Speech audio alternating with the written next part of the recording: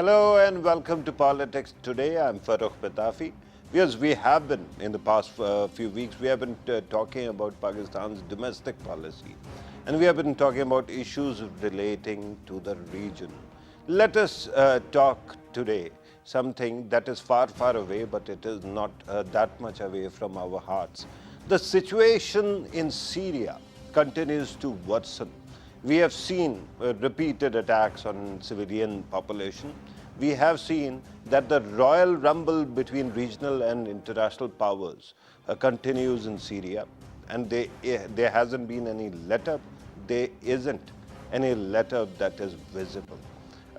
And we know that a couple of days earlier, the UN passed a resolution calling for ceasefire for 30 days in the eastern part of the capital, especially the area that is known as Ghouta.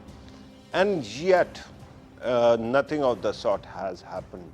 Yesterday, Russia actually announced that they are going to have a pause during the war. And that pause will start at early in the morning, and it will continue till 2 p.m. And it had to actually come into effect today. But that didn't happen. We have seen that the announcement took place, but immediately after that, shelling continued. So far, it is said that only in this region, 4,500 people have been killed. It is a region or a city that has a population of 400,000 people. And not only that, when you look at the overall cost of war, it has been increasing repeatedly, constantly. We have seen last year the claims were that more than 700,000 people have been killed, and there is no exact tally on how many people have been maimed, how many people have lost their houses and have been displaced. And it is not only the foreign powers that are actually doing it to the people of Syria. It is also the Syrian government, which has been constantly attacking its own people and killing them brutally. But had it been only for their own government, one could have understood the limit. It would have limited the crisis there.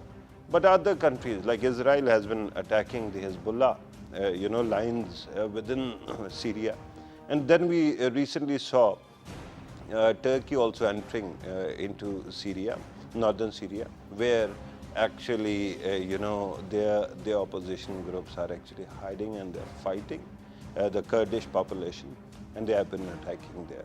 So this situation doesn't seem to be going away. What can be done? Can Pakistan help in any way? Or what exactly is the world going to do? We are going to discuss all these matters because, frankly, the videos, the footage that we have seen coming from that country is heart-rending, and it continues in that fashion, and it has continued for that fashion for quite some time. In order to help us understand these matters, we have with us Dr. Shehryar, an expert on foreign policy, international relations. Thank you very much, sir, for being part of the program. Next to him is Dr. Amna Mehmood, a defense analyst. Both of them are pedagogues. They teach as well. Ma'am, thank you very much for your time as well. We'll be joined by another defense analyst on telephone line later in the program. The moment he joins us, I'm going to introduce him as well. Shehryar Khan Sahab, I have to start with you, sir. Your take on Syrian situation, and how worse can it get before it starts getting better? The situation in Syria, unfortunately, is such that we have seen efforts or some international efforts for the cessation of the violence there, but they have not produced any results. Mm-hmm. And the reason for that is the real politics that's going on in the countries, the neighboring countries there, mm-hmm. as well as the foreign powers. Mm-hmm. And if you see sometimes their interest converge on certain issues, and on other places they diverge. Mm-hmm. For instance, take the example of the United States. Turkey and United States are members of the NATO, they are allies there. Mm-hmm. But in Syria, they are, on opposite sides. They both want Bashar al-Assad to go, but United States is partnering with YPG there, the Kurdish militia, which is fighting Daesh there. So they want their support there. But Turkey considers YPG as the sister organization of PKK, which is its own terrorist organization.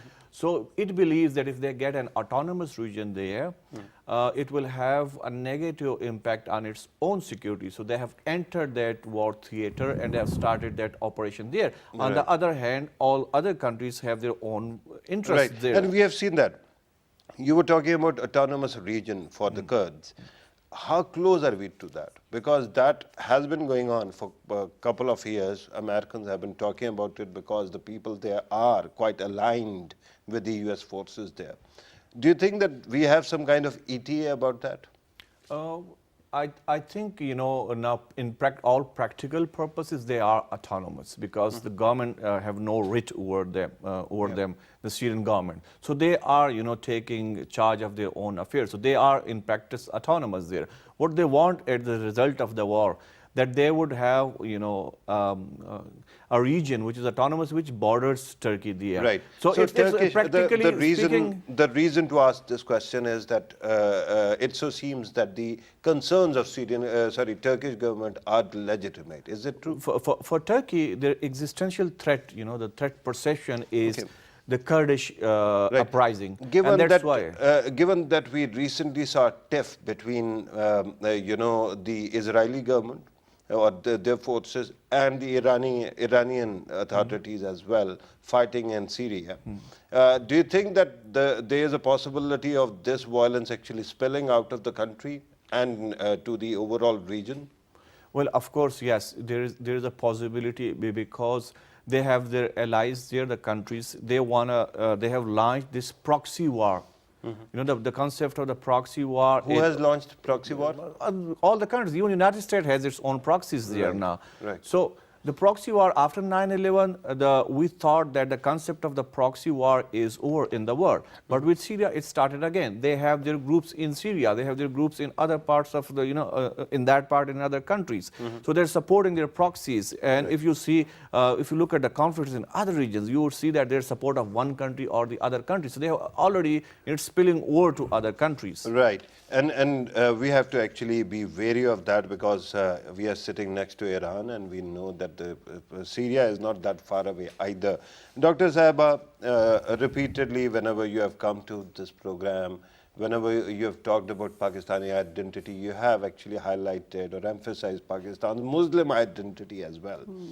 And given that we believe in an ummah, at this moment, we have been talking about other countries. They might be killing the local populace there, but primarily it is Muslim killing Muslims. How do you actually find a solution and how do you stop it? Basically, it is a civil war that started in 2011. And it was a war that was started by Bashar al-Assad in the reaction to people's demand for democracy, or at least some liberalization in autocratic rule. Governments don't start civil wars. It is usually the other party that starts it. It was the reaction to people's demand, and basically demonstrations were staged by the people, and demonstrations are the right of people, but they started attacking on those. When we talk about that government doesn't start civil war, it is for the government that is legitimate and that is government elected by the people.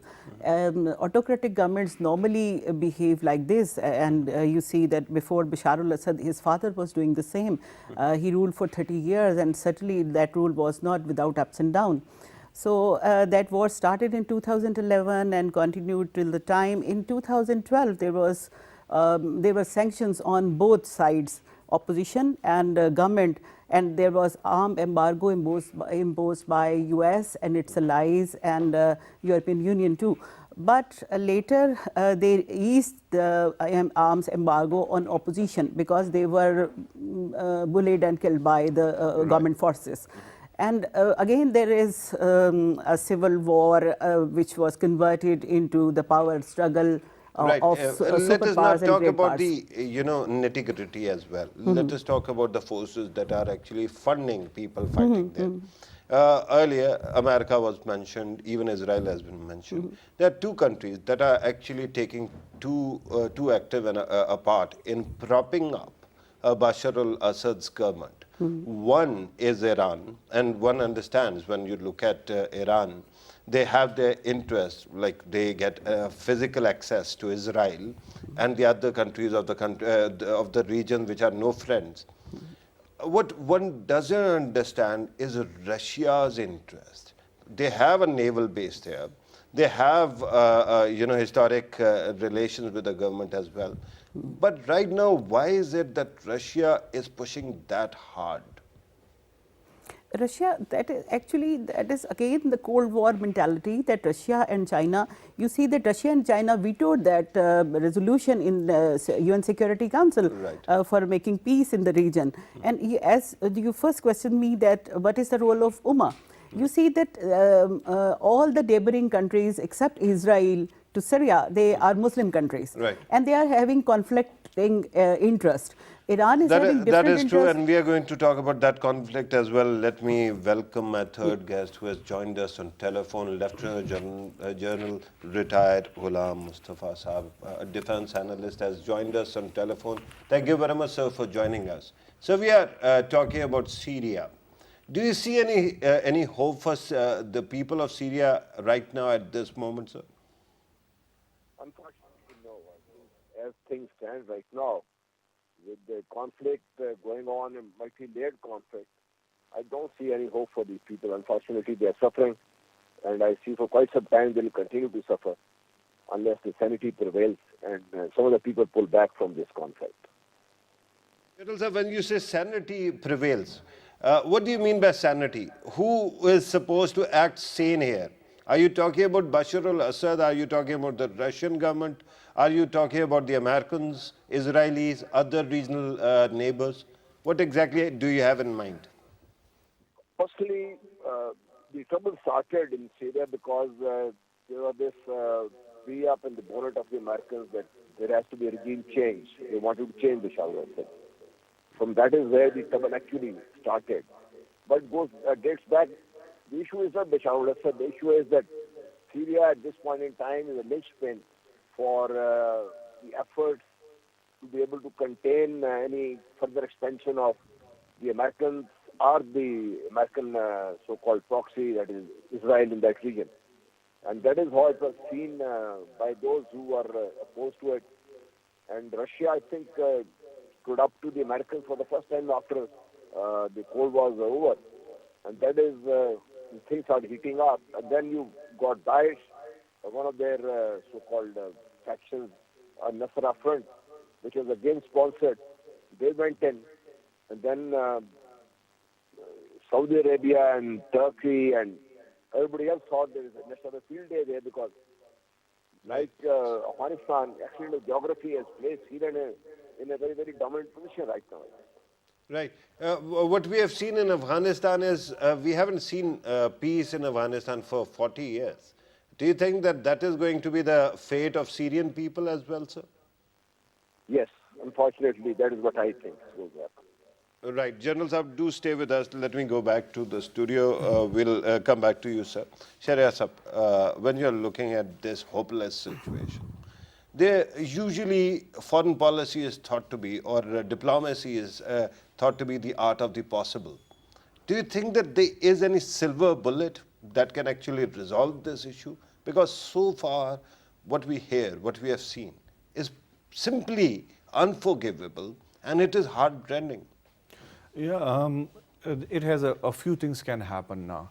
If you look at the equation of powers there, it's now tilting towards Bashar al-Assad and his allies. They might win this war. If they win this war and they defeat their opponents, probably we can have an order there then. Are you sure about that? Because that issue I'm will not sure. I'm just giving with due one respect, possibility. that One situation, and let us talk about this. Let us war game this.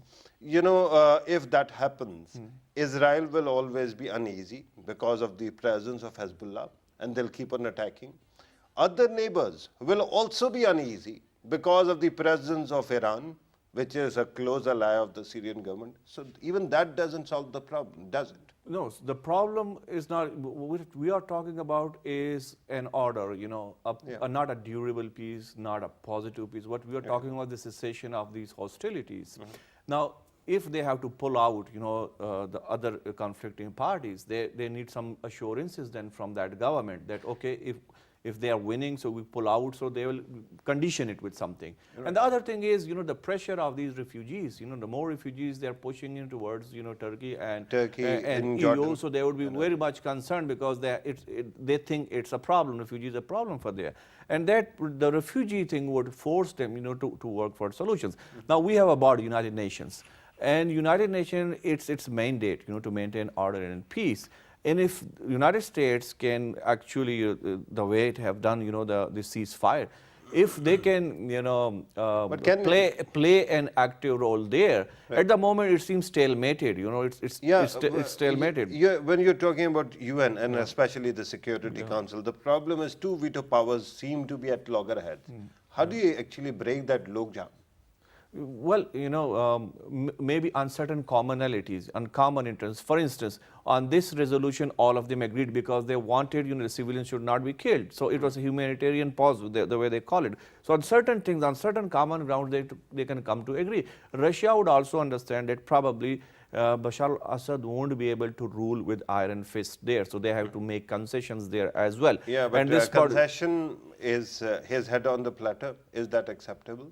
No. That's not acceptable. Right. It's and that becomes a problem because we have seen repeated talks of, since 2011, we have actually seen repeated efforts to have ceasefire there.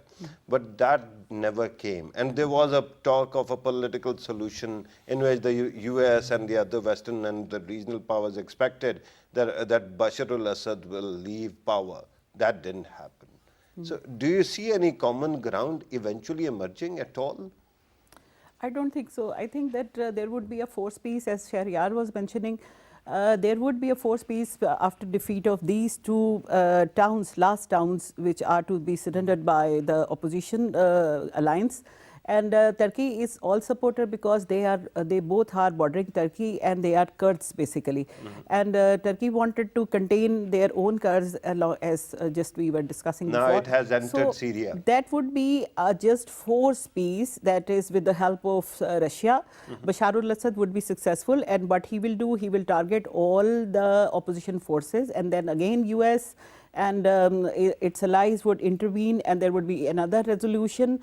Possibility of resolution this time would be that there should be peace and there should be some government change in Syria, but it is not going to happen in near future, at least 4 or 5 years. That won't happen that soon. I don't think so. So we are actually saying essentially that Syrians cannot be saved. Right now, the concern of the whole world, including Pakistan, is that there should be... What do you mean by right now? That is as in this moment, this year, at this or moment, this decade? At this moment, seeing this, as you mentioned, 4,500 people died in last 2 days only. Right. And right now, the whole world is concerned about stopping this killing and a massacre of the people, because these people are all opponents. They are stationed here, but somehow they it is their own government which is killing them. How do you stop that? For a basic reason is that these people have given, they were given safe havens to all rebels. All Right. rebels against the government. Right. So government is brutally targeting them because they have given sanctuary to ISIS before that, Right. and all opposition leaders. So they are on the hit list, and at the same time they are on the hit list of Are you Turkey. sure about ISIS? Because when I looked at the genesis and the dynamics of the region, I didn't see actually, ISIS's recent movements in that region. Actually, ISIS was, I So think close to they- Damascus, right? But they retreated to this area, and it was supposed by the United States that they are here. That's Right. why they are giving support to opposition leaders, that as they supposedly are fighting against ISIS. Right. But this is all real politics, that US is taking this stance that they are fighting against ISIS. That's why we are Is the supporting US them. even a factor now in Syria? It is a potent factor. And Okay, it would be. and we are going to talk about that later in the program as well. But General Sahab, you have been a career soldier, sir. You must have studied 1,000 wars and their genesis, their sociology. Sir, is there a possibility or is there a fear of this war actually spilling outside the country and becoming something bigger?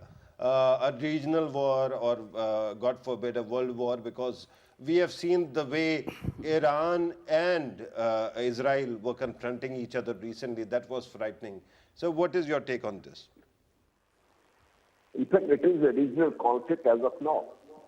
You see, Turkey is involved. Saudi Arabia has its issues there. You have Russians, and you also have Chinese in there. So, look, there is a regional conflict. And I am afraid that it might spill over, and the effect might be, the heat might be felt by Saudi Arabia more than anybody else. You see, Lebanon already had a problem, and Lebanon could also be roped in again because unstable Lebanon is again a problem for the Israelis. The Iranians have their share of everything in there. So in a way, it's only a regional conflict. Now the issue is, will it be allowed to spill beyond the region and get to a conflict where two major powers can come against each other? That I don't see will happen because right now the proxies, whether from the Russian side, Russian and the Chinese combined, then the Americans and the Israelis and the others combined in there. So the proxies will continue battling this out. Right. And the region But as a whole, especially when I was talking about the possibility of a greater war, the worry was that recently, if you remember, a helicopter was downed and then a drone was down, and there was, for a heartbeat, there was this feeling that maybe Israel and Iran may go to war. At that time, it was also realized that Benjamin Netanyahu at this moment is cornered because of the corruption charges, and he might actually use it as a misdirection. And similarly, Iran is also cornered, sir. So there was this fear that it might become something big. You don't think that is going to happen? It will essentially remain a proxy war, sir. yeah, I personally feel it will remain essentially proxy war, because if you look at the Iranians, they go up to a point but don't venture beyond that. Because Iranians themselves are not free as agents in the region.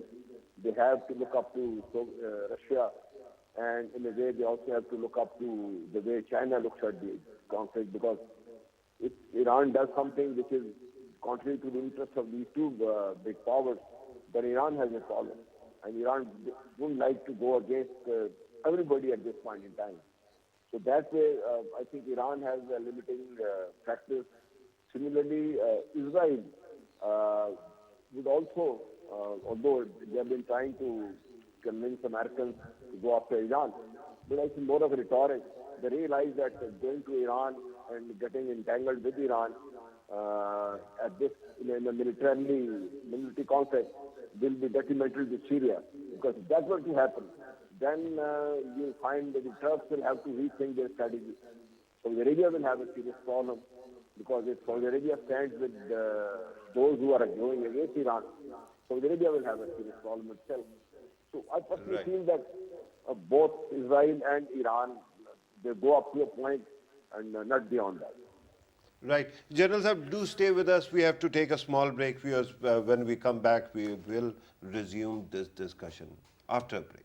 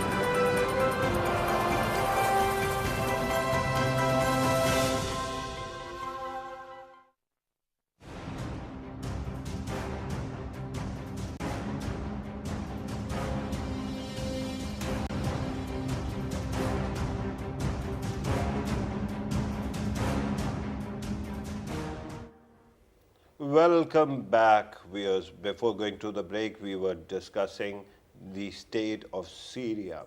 And honestly, to Syria watchers all over the world, it is a unique state of helplessness. When children are dying, when people are being maimed, and we don't seem to have any control over the circumstances, nobody knows how to actually do anything about Syria right now, how to help the Syrian brothers and sisters. But let us focus a bit on Russia's role. Because the question is, we see that Iran gets something out of it, physical benefit. What does Russia get? Well, Russia has two important strategic goals there. One is their naval outpost. This is the only one in Mediterranean, Right. and it gives them, a very strategic location because Russia has always been, if historically you look into it, it has been in some kind of hostilities with NATO and European power. So this naval outpost is very important to them because it's the only one there. And the second is its counter-hegemonic role in that region, which it has assuming now. To counter the hegemony of the United States. It's when you look at it from global perspective, it is claiming to be a hegemonic power. Hegemonic for the regional. If you look at it from regional perspective, yes, it's reasserting its hegemony there. But United States is already a hegemon there. So to counter that hegemony in the Middle East, it's working with its allies. And Syria being there a naval post out there, and but Bashar al-Assad being an ally, so it's kind of countering that in that region. So I look at it from that global hegemonic perspective, not from the regional one. The global hegemonic perspective is countering it there and stopping it there because of its own very strategic interests. Right. But when you talk about regional hegemon versus global hegemon, Russia has interest. It has shown its power in Ukraine as well. It continues to show its support for North Korea as well. And repeatedly, it has come to the call of the Iranian people as well. Right. So it doesn't clearly seem a very limited regional kind of perspective, does it? It's like reassertion. Russia has always, considered this area as its backyard, and it has always wanted, to have a domination over there. Russia is so big, everything is its backyard, right? Yeah, it's so big. So it's reasserting that because it's now a bit strong. Economy is a bit strong, so it's reasserting itself in the region. In Georgia, in Ukraine, you have mentioned these countries, and they have done it successfully.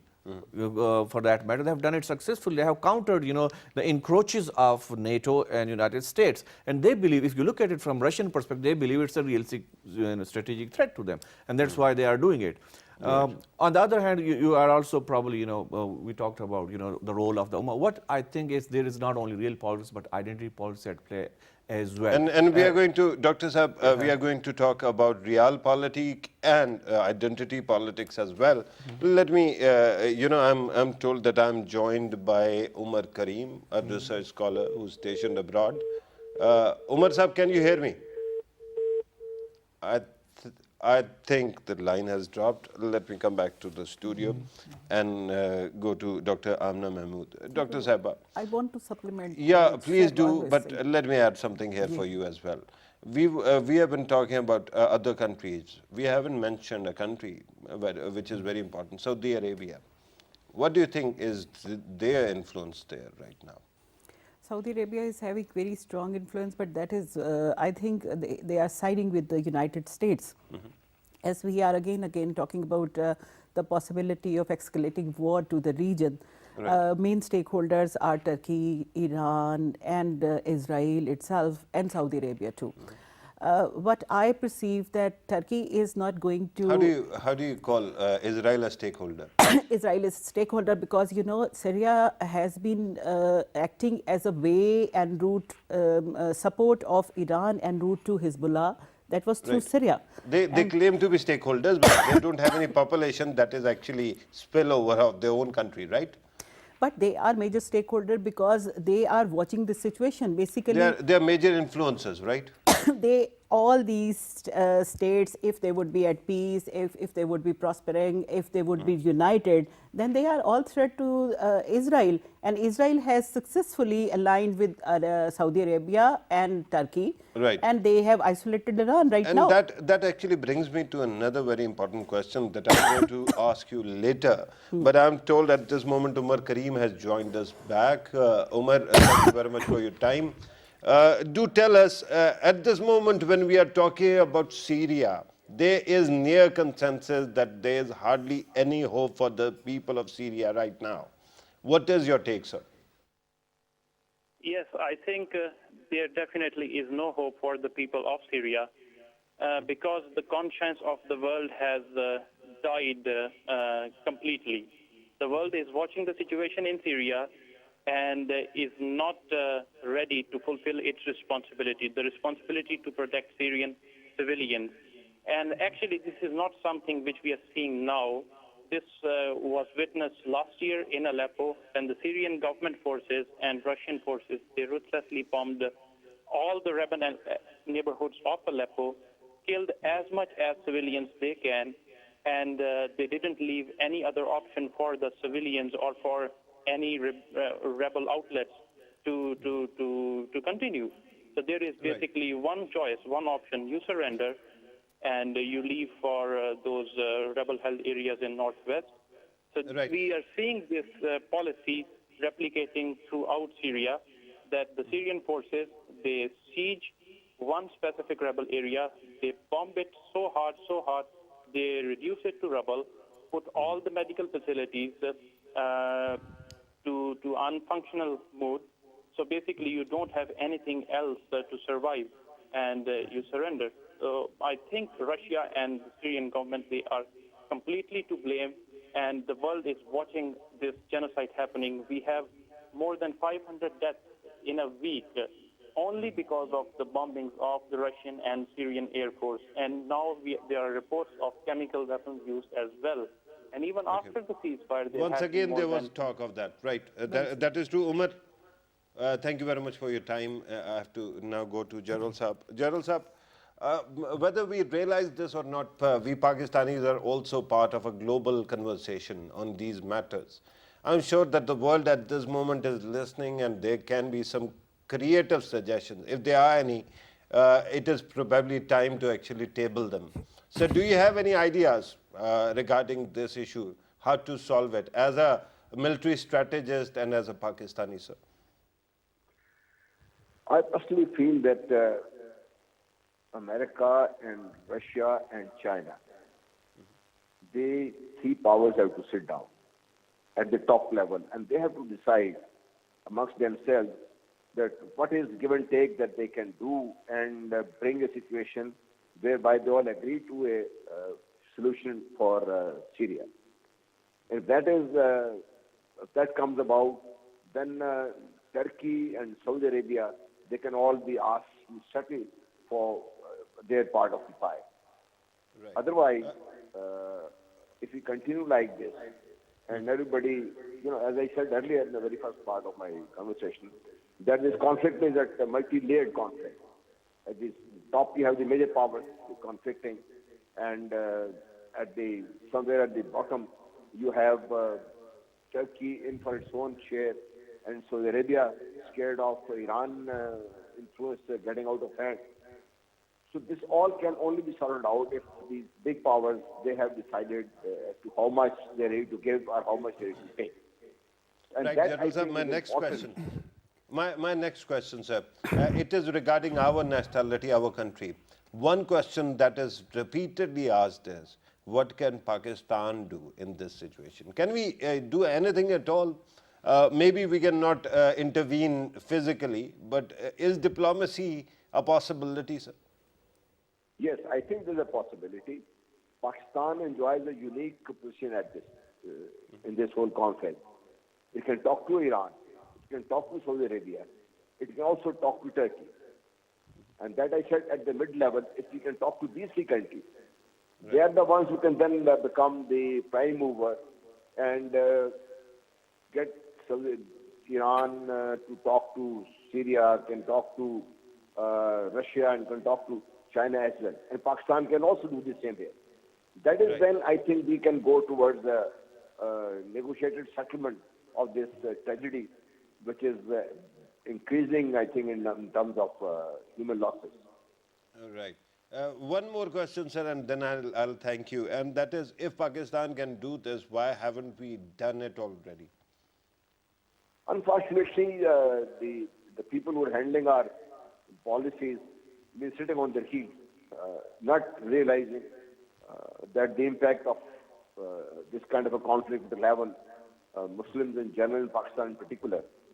Because if this spills over, then we have Saudi Arabia, Turkey at loggerheads, and we have Iran, and that can, impact very negatively on what Pakistan has to do in this region, its own region.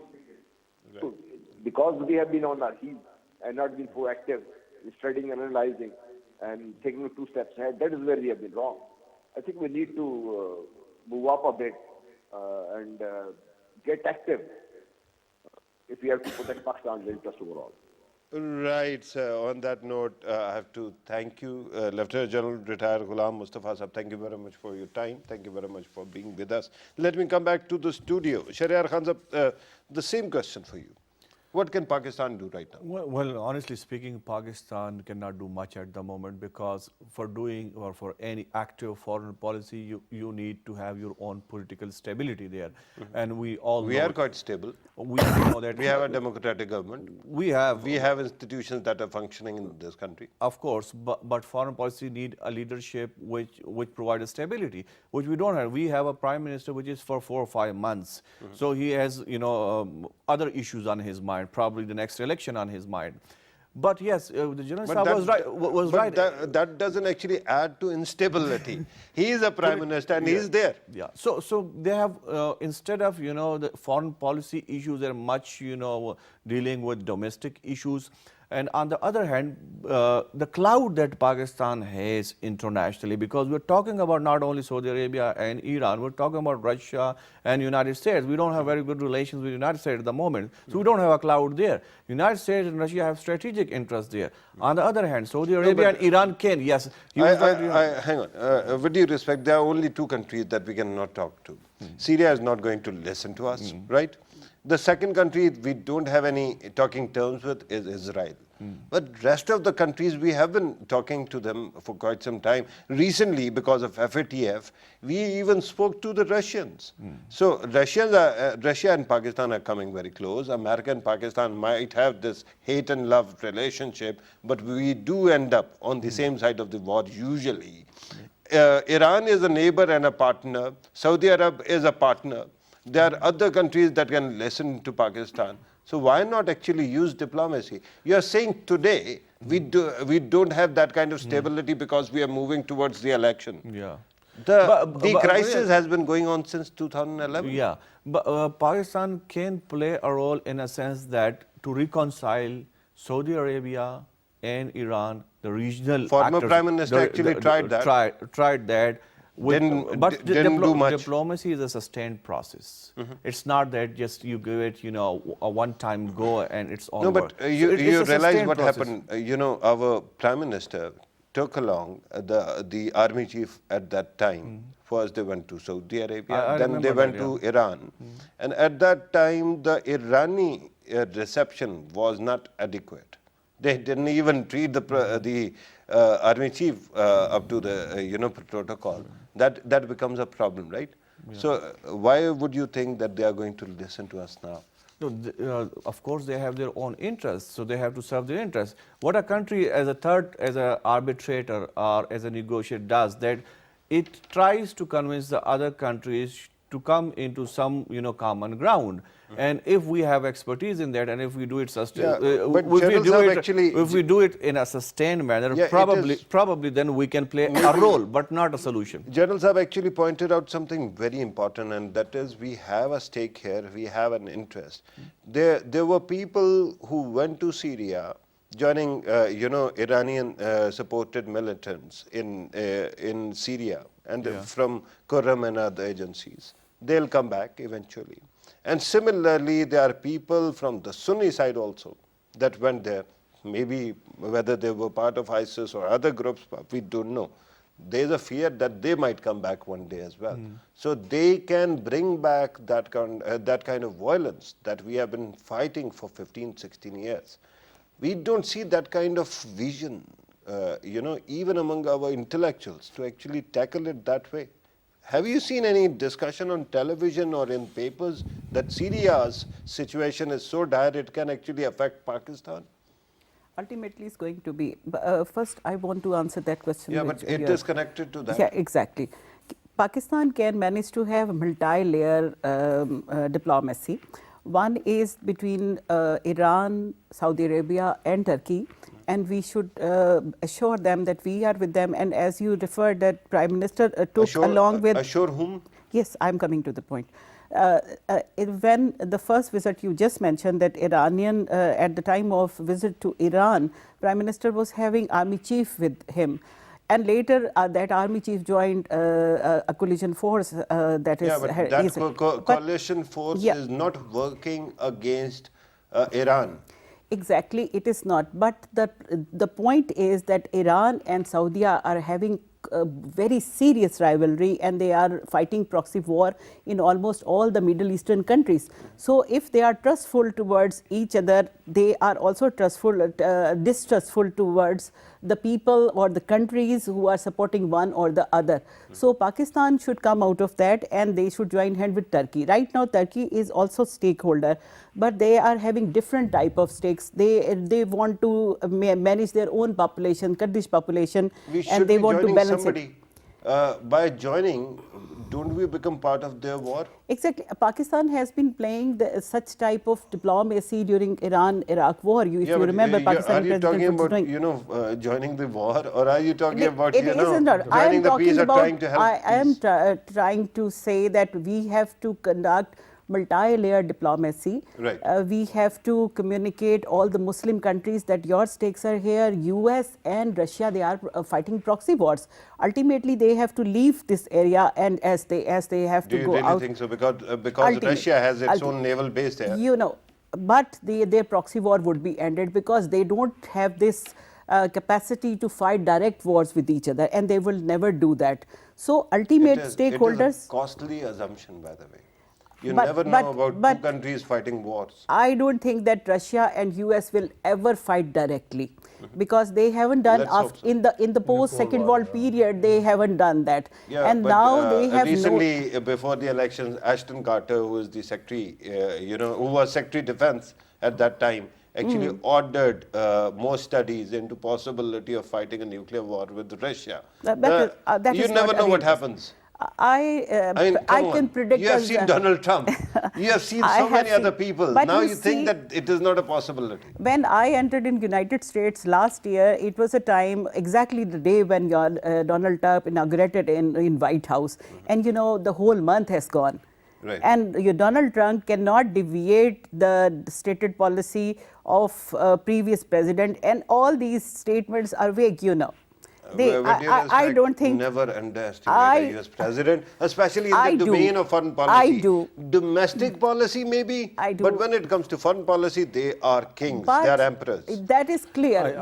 We have to actually conclude the program very quickly, sir. Okay, on that point, I would say because of the mutual assured destruction, they have one strike. Both have second strike capabilities, and that would keep them away, from a direct war. Good theory. It worked in the Cold War. Yeah, it worked. You never know what happens now. Of course, human rationality is questioned, so you can always say, it can happen.